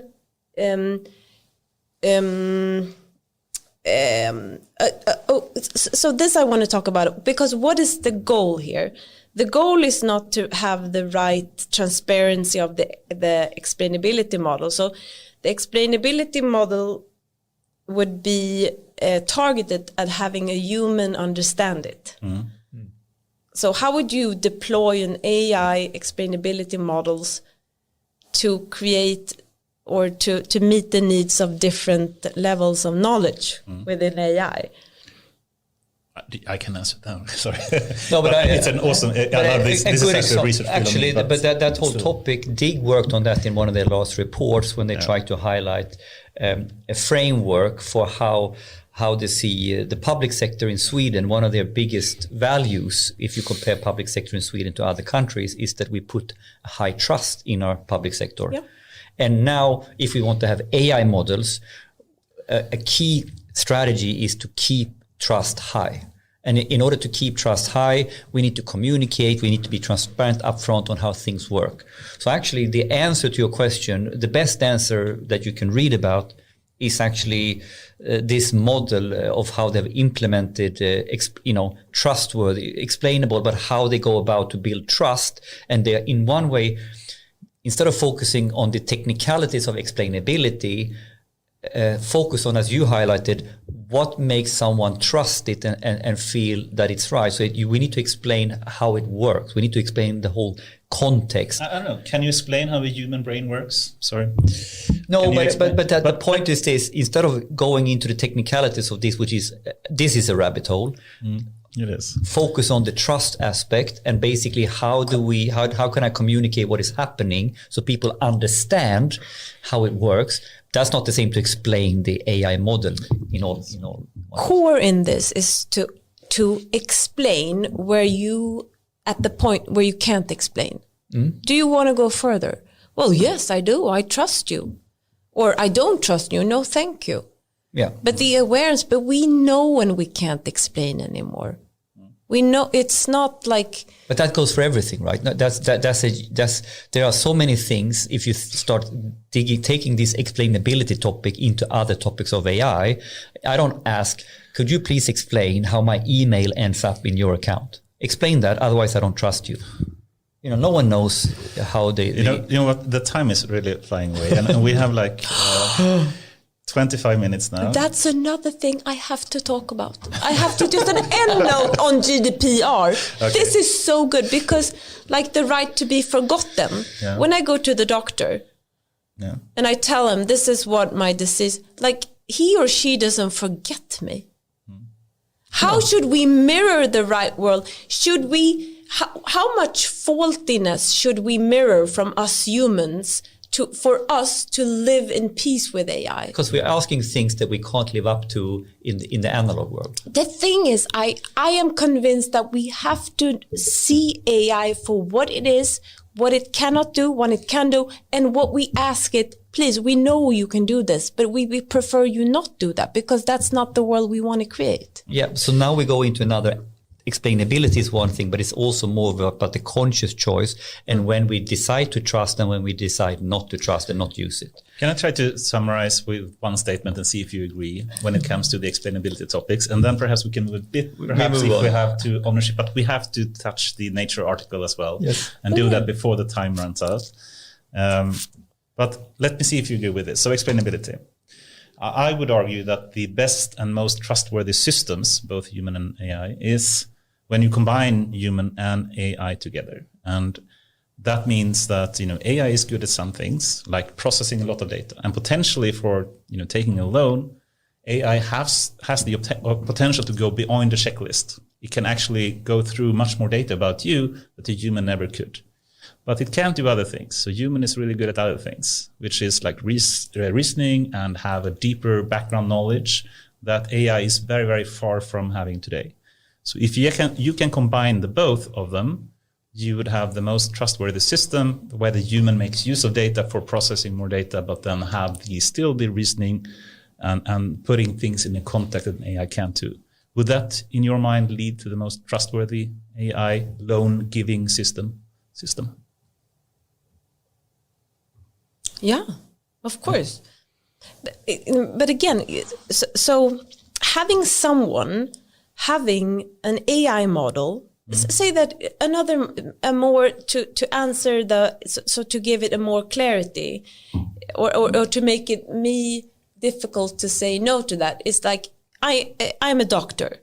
So I have a patient, and to diagnose this patient, I have the world's diagnosis for your type. Yeah. So I use this to to increase my knowledge and depth about diagnosing you. And then I say what I need to say, and then the process of taking care of a very a bad diagnostic, and I would have to put a lot of empathy, right? So that would be my gift to you as a human with all of this insight. It's like my brain is augmented, but I have to put my empathy and creativity in being there for you as an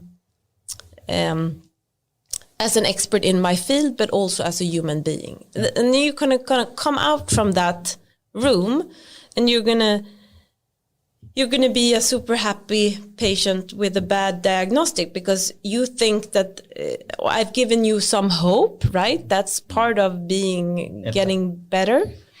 I've given you the vision of being having a lot of knowledge, and also putting my expertise and my intuition into it. Awesome. And let's go through some more topics. We have so many, we can't cover them all, but let's try to keep like 5 minute max or something. And then in your article, I think we can expand a bit more. But if we move to the next one, Anna, which could be the data ownership that you mentioned. And let me take like a devil's advocate kind of approach for you here, and see how you react to it. But let me see like this. I think we all use like Google and Bing and other search engines, and think they provide huge value for us in being able to augment our brains and get knowledge and facts very quickly, right? And then we get ads, that's potentially bad, but it could potentially bring value as well. I don't know. Would you, by providing data to, let's say, Google or Microsoft in their search engines, be willing to give the data to get better ads while having to search for knowledge? So the alternatives are this. Either you remove all the cookies, for example, you use some kind of privacy. You have different browsers. So they never can track you in any way, and doesn't provide any like data about you. And then you get ads that are completely impersonal. Or the alternative is that you allow cookies and you allow these companies to have data about you, and then you get ads that are much more relevant for you, that potentially can provide value in these ads could actually be useful for me. It's all in the trust. Yeah. It boils down to the trust, right? Do I trust how this company is dealing with my data? Then I will give them more, because then the personalization is a value that I think is the price for personalization is not so big to take. But if I don't trust them, I think the price to give personalization is that. Yeah. So is that the it's argument? a currency. So it's so you can see it in different buckets. I would give my data for so say that someone says to me, I'm going to have your child's movement data. No, you're not. No, I'm going to have your child's movement data because we're going to build this play yard in a more safe environment.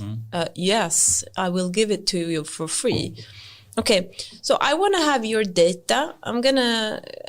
You're going to buy for my service, and I'm going to use your data to profit. No, you're not.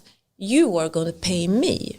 Okay, maybe not. And now we're like bargaining for the value of data. So you have like different accounts for different value, because our data is valued in different buckets, right? So let's take another example, like Spotify or Netflix. And now you have the choice to not provide any data to them at all, and you get horrible recommendations for what song to listen to or movie to watch. And you have to pay them in any case. So I've talked to someone within the music business saying that... I have worked at Spotify for a long time as well, so if you don't know. So what they say is that the consumption of music is somewhat being distorted by Spotify, because you want to push new things all the time. And I can relate to that because the goal, like I want to talk about Buddhism, because Buddhism, the goal is not the end, it's the process and the suffering. So all of the AI, it's an MIT review article on that. Most of the AI frictionlessness goals is to like reduce suffering and to make it smooth, right? But that's our Western culture. So that is something that we need to think about, that the smoothness and the way that we go about things and the way that we want to have everything. Yeah, Kim, I want to have it. I want to have the ads. I want to have everything. I want to have it so I can buy. I want to have it so it's easy for me to learn more and more. I want more in my head, more. Yeah, maybe. I think what you said makes a lot of sense, saying, it's all about trust. I mean, you may trust Spotify having your list of previous songs that you listen to, right? Or sorry, I want to criticize this, because if I would listen to the same record by Neil Young to make me happy. Like I have one record, I just want to listen to that. So that makes me feel good. What doesn't make me feel good is to have, what I'm saying is that the click, the more, the diverse, the tailored is not, and that's what I wanted to talk about Buddhism, that it's not always everyone's end goal to listen to the latest, to explore that field. No, I want to explore Argentine tango music. I want to go, when I put my team together, I want them to be as diverse as possible. I do not want a filtered bubble recommendation for my taste. But here are many interesting things, and I'm not the Spotify guy, so it's better I take it. Yeah, but keep it short now. Because you can use Spotify many different ways. So one example could be if you are extremely niched in terms of what your music taste is, Argentinian folk music. Before Spotify, there was no way in hell. I know, of course it's beautiful, but let's take it not to the extreme, because the creativity process and the way that we consume it, it's fine, but let me the one saying I'm a nerdy one and I want all in this. I can't, I don't want to opt into that. I want to opt out. And I think that should be an option. Always to opt in or out. So basically, you should be able to use. I'm going to keep my CD record. No, but it's interesting. This is a hint to Spotify. People should be able to have Spotify as the best search engine on their terms. Buddhism, explore music, without any recommendations. So you can use it like that. And then you can flick on the recommendations if you want to find alternatives. Yep. So we are different flavors for different. We have to question the Western way of more and more, and on every aspect. Yeah, I'm going to yoga more. I'm going to meditate more. Everything to optimize it.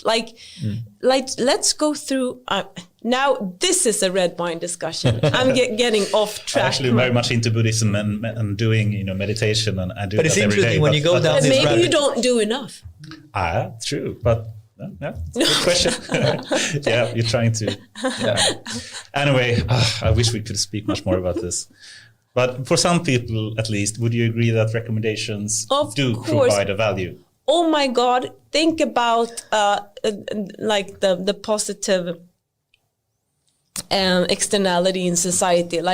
Who would I be, or who would we be without Spotify? It's the most beautiful tale of all. I love it, but I want us to question the targeting of goals in everything we do with AI and recommendations.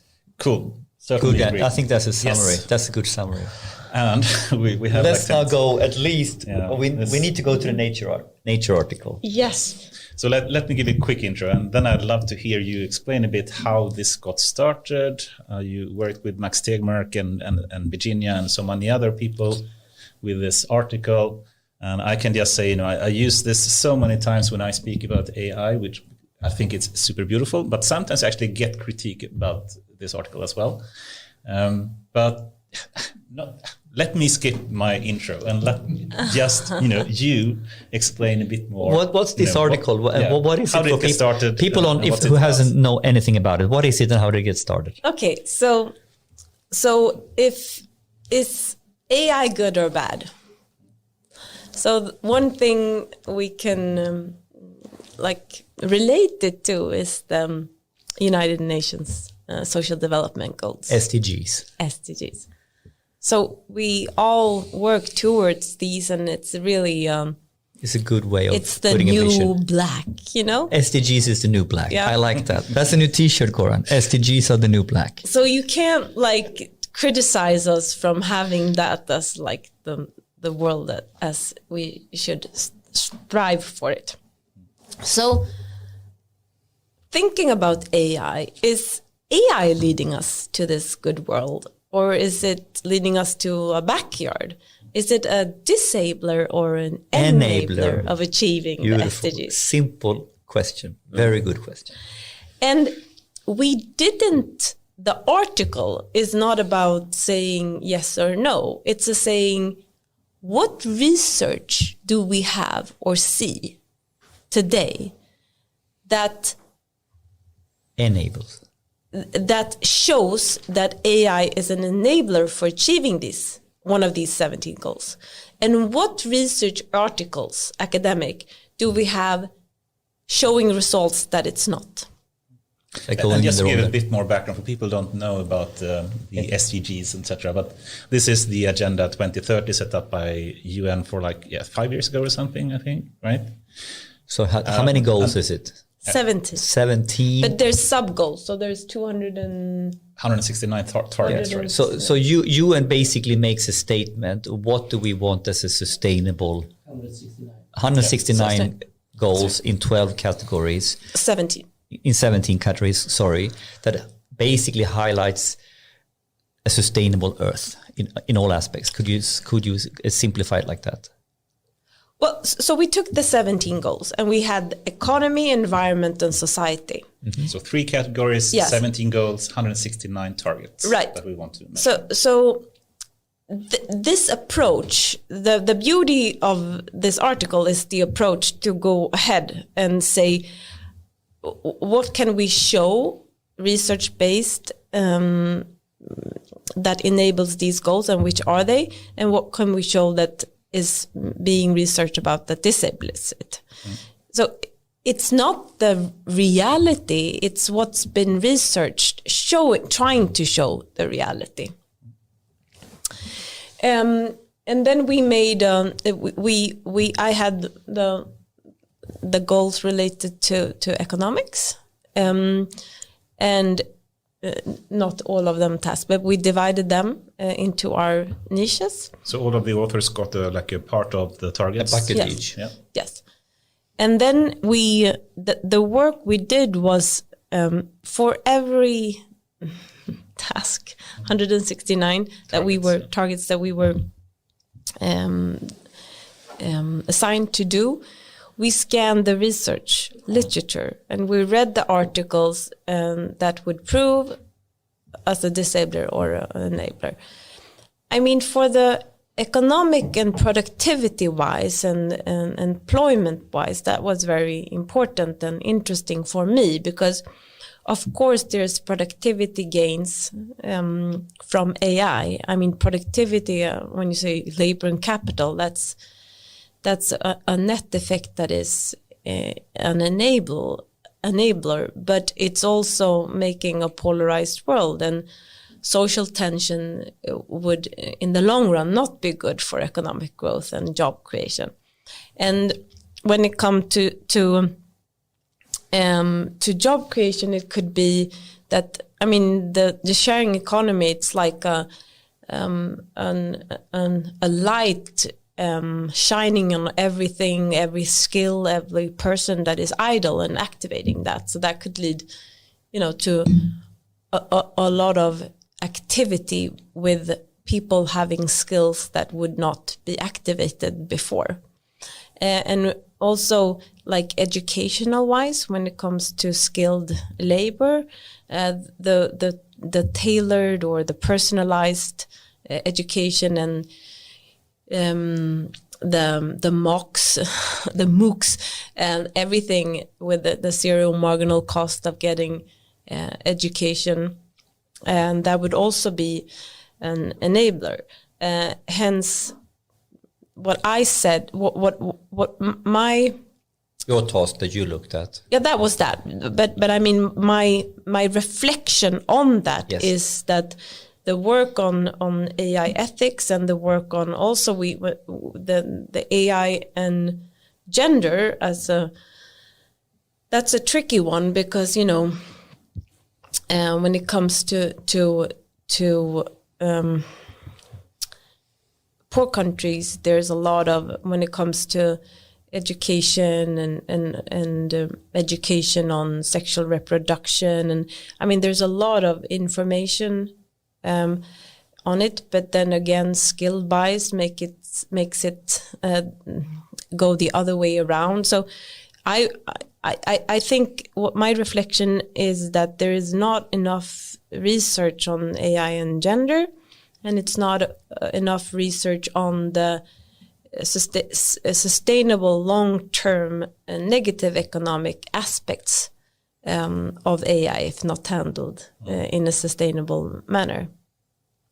But you wanted to come to the environmental part of it, and that's really interesting because there are... Not necessarily, but it would be fun if you just backtrack a bit, how did it get started? Who took the initiative? And Ricardo Vignosa at the KTH University, he's also affiliated to the center. He's extremely passionate and he's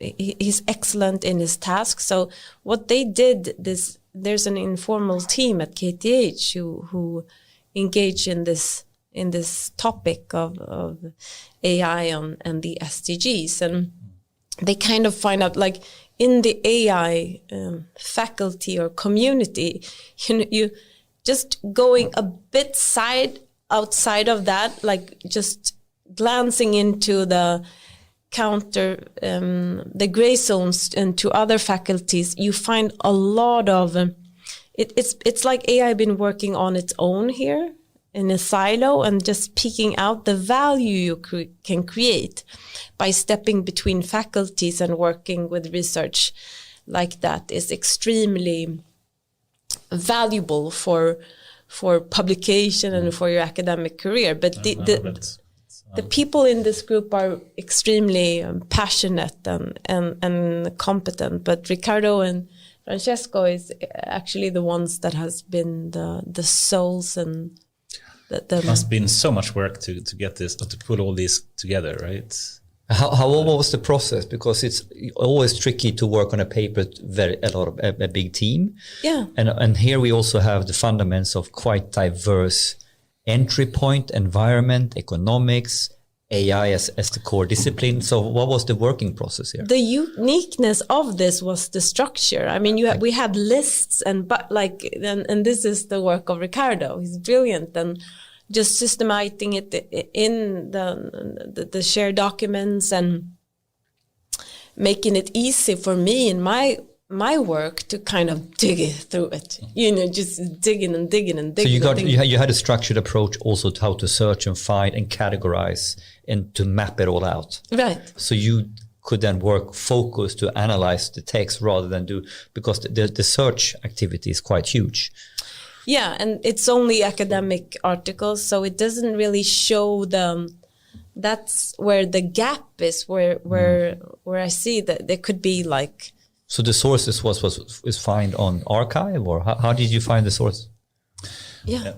So the time is almost running out here, and for people that haven't read the article, how would you summarize the findings of the article? Well, the research shown that AI is an enabler of the AI sustainability goals. Do you want to show them? Yes, this one. Yeah, exactly. Yeah. So the on the left side you see the positive impacts and then the negative impacts. And going, for example, as I said, the economy, there are some at 10. Do you want to go to 10, the negative impacts? Yeah. Was it one of the categories that were more positively impacted by AI? No, the other way around. Should it go down or up? This is environment. Yeah, there. Reduced inequalities. Yeah, so that's the negative impact of it. But out of the three categories, like economy, environment, and society, I guess it was it one of them that had a stronger positive impact of AI than? Yeah, let's go up. It's environment. Yeah, I think you can see it on the spider chart. But I think the spider chart is good. Yeah. And you just follow the spider chart, you can sort of see where does it stand out. Cool. So environment, had the strongest positive impact, and economy. Can you give some examples of the potential negative impact that AI could have? I can guess, but that's the inequality. The 10 is inequality. So I just wanted to scroll down to that. Yeah, I see. That makes a lot of sense. The time is now running out, and we have so many more questions. We can make it a 3-hour session. That we'd love to cover. Because this is to close the cycle here, because you said there needs to be, when it comes to environment, so we need to have, when it comes to recycling and the circular economy, so we need other incentives and targets for the companies that can actually affect and change the world. So it's just what are you talking about? What do you measure? How can you measure it differently? I think we should bring you and Matthias, the professor that you know, and he's professor in circular economy, and just have a session about that and see what we can come up with. Yeah, we have one podcast with the theme of circular economy. Perhaps. It would be fun. And I wish we could have more time with you right now as well. But this is 2 hours. I know you have to go home to your kids as well, and we have to let you go, so to speak. But before we do that, perhaps you can just mention what's next in your life. No, so next in just generally, personally, commercially, or professionally. So professionally, months. Things are happening. Like we're really taking a step towards strengthening our offering to organizations. Personally, it's just the best time to hang out with my kids. Awesome. And if you were to recommend someone to be on this podcast, do you have any specific persons in mind? So Sophia Benz is you know her, she's an angel investor and she's partner at Sherry. She owns the Femtech area, and the Femtech area is, of course, innovations driven by AI. So I encourage you also to read the book, The Invisible Women, because that amplifies in AI that women hasn't been part of research, so we're kind of visible. Using data with male behavior and preferences will never get us equal. So we just need to be awake on that part. But Sophia Benz is one of the world's most kind persons, but she's also an excellent investor, an angel investor. So I would recommend her on this pod. So that would be very interesting for many aspects. The women in tech, but also we haven't had any investor perspectives on the podcast yet. So that is to have the angel investor perspective and discuss AI would in itself also be very, very nice. Good idea. And she's one of the core people started Spotify. So you can talk about that. Good point. Good point. Thank you. Thank you. It's been so nice. And it goes so fast, doesn't it? Yeah. I hope we have a chance to continue the discussion. Yeah, no one has been listening, right? So. You don't know. We will have the difficult task of trying to chunk this up into small, interesting topic of discussions later that we can publish as well. But we'll try to do the best we can with that. But it's been a true pleasure to have you here. It's been time has been flying. And to talk and go down rabbit holes to be allowed. Isn't that cool? Yes, where it's uncomfortable. Yeah. Yes, exactly. It's weird how long format still is not long enough. So no, it's interesting. Yeah. Cool. I wish you the very best new year 2021. Likewise. And I hope it will be better in many aspects, but it's been great to have you here and start off the new season that we have. Yeah. What a kick-ass start to the season. Yes. Thank you, Anna. Thank you so much. Yeah.